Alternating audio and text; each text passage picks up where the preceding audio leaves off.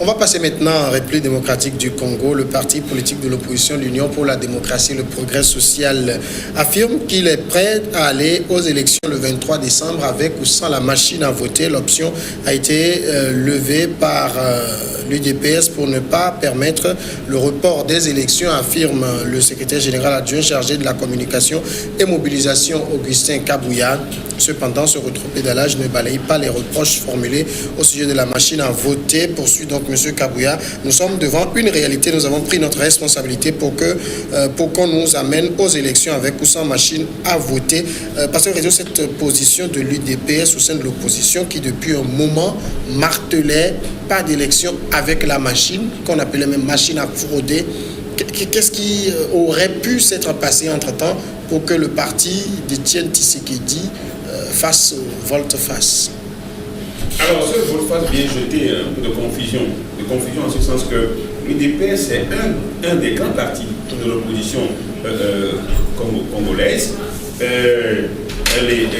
Ce parti est de toutes les luttes, de tous les reproches qu'on fait à cette machine à voter. Si aujourd'hui, le même parti revient pour dire qu'avec ou sans la machine à voter, il irait aux élections, mais poursuivant les mêmes reproches, gardant les mêmes reproches, ça c'est un peu le flou dans la pensée collective des Congolais. Est-ce qu'il y a un deal entre le parti au pouvoir et l'UDPS?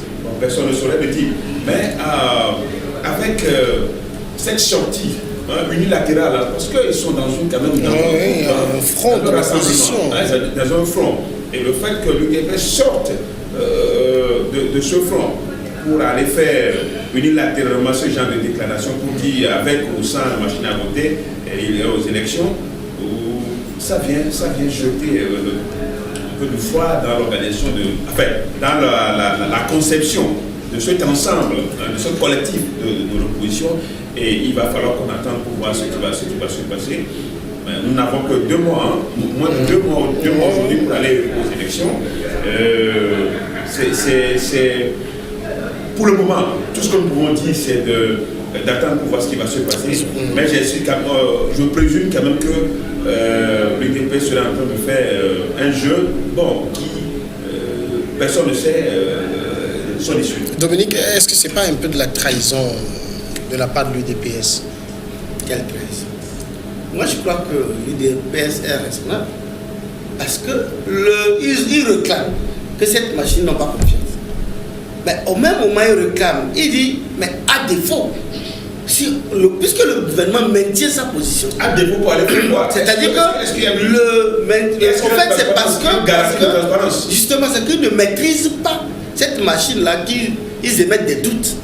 Alors il se dit, comme le gouvernement maintient sa position, que c'est cette machine. Non, attention. Mais c'est ça l'autre point. Moi, je crois que l'UDPS est vraiment raisonnable. C'est une opposition lucide. Parce que vous savez ce qui s'est passé en Gambie, non?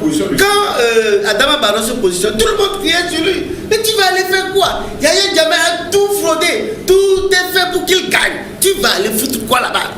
Mais il est allé la gagner. Moi, je crois que c'est courageux. Non, mais c'est une réalité. Ce n'est pas une invention. Donc, c'est honnête. Il est parce qu'il sait pertinemment que leur combat peut-être est aller cher. C'est-à-dire que le gouvernement a déjà commandé ces machines qui sont déjà là.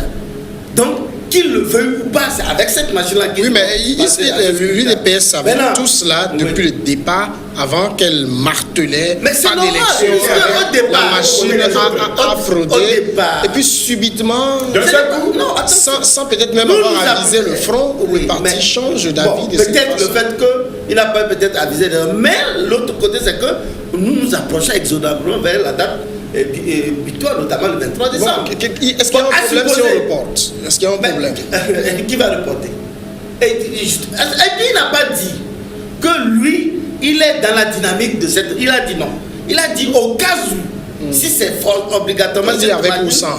Donc, avec ou sans, ça veut dire que si le gouvernement maintient, mais ou, en tout temps, si le gouvernement écoute leur cri de détresse, qui dit bon, qui réclame que la machine a bloqué. Pourquoi il faut tout moi je dis, dans ce monde qui n'a pas un intérêt, vous savez, l'argent et l'intérêt du monde. Il faut toujours évoluer. Je crois en Europe aujourd'hui, dans certains pays, on vote avec ces machines à voter. Mais ces pays, maintenant, il y a des cas. On fait des réserves sur ces machines. Je crois aux États-Unis, il y a eu ces genres de machines. Même tout récemment, je crois, en Belgique également, il y a eu une partie, ces machines ont été testées et d'autres pays sont allés voir comment ça fonctionne. Je crois que l'expérience vaut la peine. Il faut essayer. Non, mais maintenant, Dominique, le problème avec le cas Dominique, le cas du Congo, c'est que dès le départ, le front de l'opposition disait il y a même 6 millions de Congolais qui sont fait enregistrer sans empreinte et qui sont dans la machine. C'est ça. Du coup, quand l'UDPS prend cette position, il y a quelque chose de 6 millions. Moi je dis, ils savent peut-être que ils ont des informations. Ils savent que même avec ça, eux ils peuvent gagner. Alors, imaginez-vous au Togo par exemple. Avec une CENI on leur a donné 8 places. On leur a donné, c'est comme si on leur a donné. Mais ils ont pas encore, s'il vous plaît. Ils n'en ont pas droit parce que l'opposition est minorité. Avec 29 députés, ils n'ont pas droit. Oui, il n'y a pas fait de Je propose qu'on parle un à un. Je propose qu'on parle un à un pour que les gens puissent bien nous suivre. Non, tu ne me laisses pas. Oh, moi, je te laisse parler. Qui a la parole? D'accord. Donc, je reviens donc au cas congolais pour dire que moi, je crois que c'est honnête. C'est bien si tant est qu'ils se disent que avec la machine, ils iront. Sans la machine, ils auront également. C'est une bonne démarche parce qu'ils se disent que avec cette machine, ils peuvent gagner. Puisque le travail, c'est sur le terrain. Ce n'est pas les machines qui vont fabriquer des résultats. C'est des gens qui vont voter. C'est des gens qui iront voter. Et ces machines vont produire le résultat. Donc si, entre-temps, peut-être ils ont aussi des experts, ils ont aussi des gens dans le sérail, ils se disent qu'après peut-être les informations qu'ils ont eues, ils se sont dit, il ne sert à rien de vouloir crier, pour que ces élections puissent encore être reportées peut-être en 2020. Donc, eux, ils tiennent à ces élections. Le Congo est dans un état un peu déplorable. Il faut véritablement que les acteurs politiques, chacun joue sa partition. Alors, Pasteur Edo, est-ce que l'UDPS n'est pas aussi en train de mettre le front devant sa responsabilité dans la mesure où on sait que dans le front de l'opposition actuellement, qui participe aux élections, c'est l'UDPS qui a le parti le plus populaire, du coup, se positionne comme le candidat unique qu'il faut forcément désigner à travers cette posture-là? Bon, ça peut être aussi des stratégies politiques. Mais moi qui vient renforcer cette pensée selon laquelle l'UDPS étant, comme tu l'as dit tout à l'heure, étant le plus grand parti de l'opposition, donc il faut que les autres viennent s'allier autour de lui pour dégager un candidat unique. Mais je reviens pour dire que s'il y a tant de polémiques autour de la machine à voter et que même des observateurs étrangers, des occidentaux ont émis de réserves autour de cette machine à voter, c'est parce qu'elle n'est pas de nature à garantir la transparence, même si le travail est fait sur le terrain, et que les machines doivent produire des résultats qui ne sont pas conformes à ce qui est fait sur le terrain, ça ne sert à rien d'aller travailler sur le terrain. C'est très important. Bon, donc, aujourd'hui, il faut voir en cette démarche de l'UDPS une démarche qui risque de faire voler en éclat l'opposition. Donc cette unité, cette solidarité au sein de l'opposition va risquer de se fissurer. Et peut-être ça va avantager, ça va faire l'affaire du parti au pouvoir. Mais bon, si l'UDPS n'est pas un parti, l'UDPS c'est un parti. C'est un vieux parti. Et si c'était le jeu de l'UDPS? Oui, le jeu de l'UDPS en quel sens? Non, c'est-à-dire faire le jeu, donner l'impression de faire de l'opposition, mais en fait dérouler un boulevard devant le parti au pouvoir. Pour que le parti au pouvoir gagne encore, et quel intérêt? avec tout ce que son papa a. Vous savez qu'il y a des gens qui veulent. Il y a des gens qui aiment être éternellement opposants. Ou bien peut-être qu'il y a des gens qui aiment. Il y aura le décret sur la loi de chef de file de l'opposition. Sans doute. Il y a des gens qui aiment être éternellement opposants aussi. Non, moi je ne crois pas que personne ne veut rester éternellement opposant. Personne ne veut rester éternellement opposant. On est opposant, c'est parce qu'on a un parti politique, on cherche à gagner, à conquérir le pouvoir. Bon, donc ce qui se passe avec cette sortie-là, moi j'avoue quand même que les Congolais vont être un peu confus. On va être confus dans cette démarche-là. Mais c'est une démarche politique. Et à la fin, on verra ce que ça va. C'est ça aussi, Dominique Alizio, l'art que possèdent les politiciens de faire une chose et son contraire à la fois. On a vu même au Togo en 2015, quand Jean-Pierre Favre a annoncé que pas de réforme, pas d'élection. Mais après, il était le champion, il était devant pour ces élections-là. Donc, l'opposition africaine, elle est toujours comme ça. Et parfois, elle semble être un peu irresponsable. Parce que c'est vrai que, mais pour le cas de l'UDPS dans cette affaire, je dis que si le gouvernement, malgré leur cri d'alarme, de détresse plutôt, et que le gouvernement maintient cette machine, la solution c'est quoi? C'est de boycotter. Ils vont gagner quoi dans le boycott? Le boycott, le candidat du pouvoir va gagner ou aimer ces élections. Voilà la conséquence du boycott. Et personne n'aura à dire mot. Moi je crois que ce qu'ils peuvent faire maintenant, c'est de les 6 millions d'individus qui ont été enregistrés sans empreinte. C'est ce cas-là, il faut. Allez-y. Mais c'est pas pourquoi. Dans ton église, c'est comme ça. Allez-y, Dominique. Soyons sérieux, s'il vous plaît. Donc je disais que si c'est ce cas qui est un peu préoccupant, qu'ils doivent trouver une solution à cela, parce que comme c'est une machine à voter, les empreintes sont enregistrées dans ces machines. Donc quand tu vas voter déjà, on t'identifie et on sait que c'est toi et tu émets ton vote et le résultat va sortir après. Donc moi je crois que vous savez 6 millions sans empreinte. Oui, c'est ce que je dis, c'est dangereux. C'est ce qu'ils doivent se battre pour régler. Mais c'est pour ça, je rappelle, c'est pour ça qu'ils disent qu'il ne faut pas qu'il y ait la machine à voter. Oui, mais s'il n'y a pas la machine à voter, alors ils vont faire... On revient au bon vieux papier. Mais est-ce que vous vous rappelez de l'élection la dernière élection de Kabila? Comment on a vu des tonnes de papier qui circulaient partout. Des PV qui circulaient.